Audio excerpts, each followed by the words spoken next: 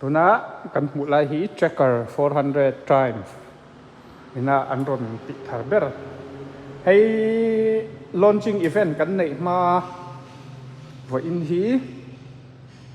นิสโซปารีสเมย์อ๋อส่วนwalk around ซุกสังให้มาหลำเฮ็ดโกลมอยเดียวรถไหนอ่ะ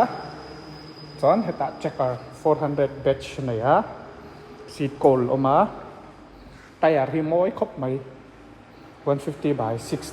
60อันนี้ MRF ฟันยิงกับเชียMRF เขาไต่dual purpose ไต่ข้ารถมั้งส่วน handlebar ที่ speed 400 I handle flat และ2 ศอกข้าส่งค่ะกินexhaust noise กันง่ายทัดตอนเนี่ย